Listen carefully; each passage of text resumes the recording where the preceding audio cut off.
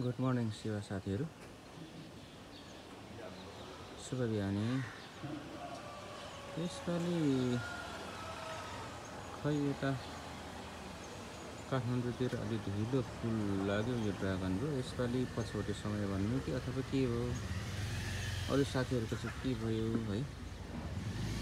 अब मेरो चाहिँ यसपालि एक लट फलेर पाकिसक्नु पर्ने समयमा भर्खर चाहिँ यसरी फुल्दैछ है साथीहरू। यसलाई हेर्नुहोस्, भर्खर यसरी फुल्दैछ। यो अब यो कहिले फल लागेर पाक्ने हो त यो। अब यो यस्तो छ अवस्था। अब यसलाई म पोलिनेसन गर्ने तयारीमा छु, किनभने बल्ल बल्ल फुल लागेको पनि पोलिनेट गरिएन भने यसले चाहिँ परागसेचन गरिएन भने यो फल अडिने सम्भावना अलिक कम हुन्छ। किनभने यहाँ मौरीहरू पनि मैले देखिरहेको छैन।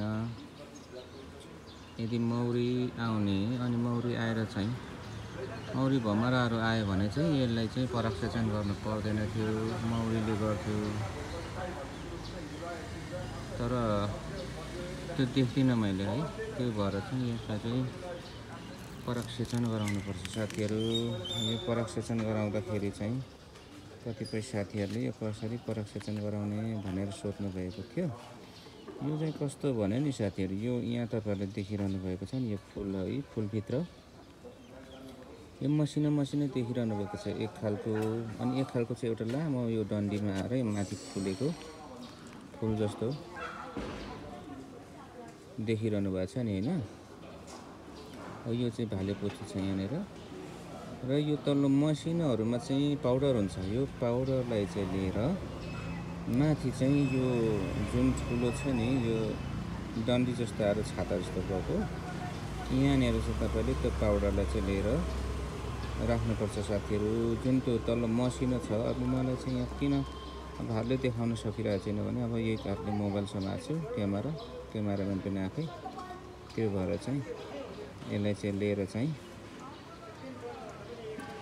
यो माथिको डन्डीमा आएको ठुलो उसमा चाहिँ राखिदिनुपर्छ साथीहरू। त्यो पाउडर चाहिँ त्यसमा राखिदिएपछि बल्ल चाहिँ परागसेचन हुन्छ र चाहिँ फल लाग्ने चाहिँ प्रबल सम्भावना हुन्छ। नत्र भने चाहिँ यो परागसेचन गराइएन भने अलिकति फल अडिने सम्भावना कम हुन्छ। र यो फुल चाहिँ फुल्छ तर पछि फल नलागिकन झर्छ।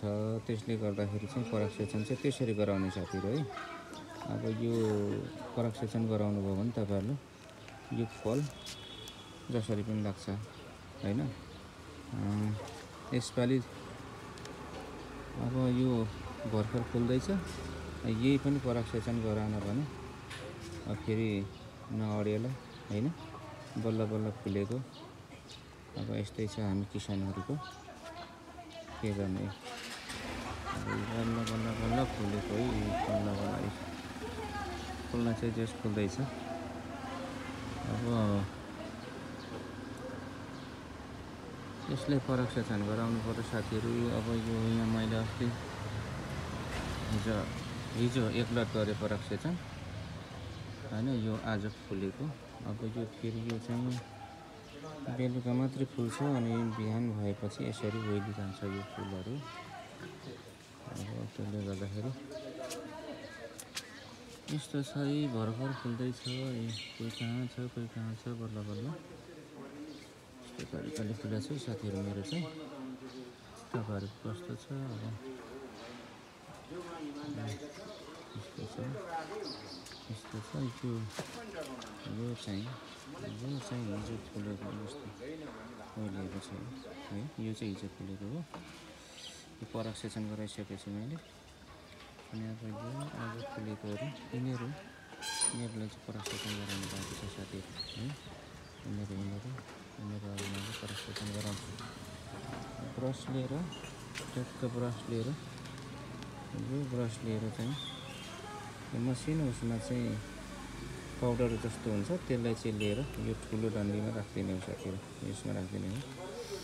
अलिकति म आफैले देखाउन अलिकति अप्ठ्यारो भयो कि यहाँनिर देख्नु भएको छ नि, यो मसिनोमा पाउडर हुन्छ र यो ठुलोमा लिएर राख्नु है साथीहरू। यसमा तपाईँहरूले चाहिँ अब सोध्नुभएको जिज्ञासा चाहिँ मैले यसरी यो भिडियो मार्फत चाहिँ पुरा गर्न खोजेको साथीहरू बुझ्नुभयो होला, सजिलै छ है साथीहरू। हस्, थ्याङ्क यू साथीहरू, धन्यवाद है साथीहरू।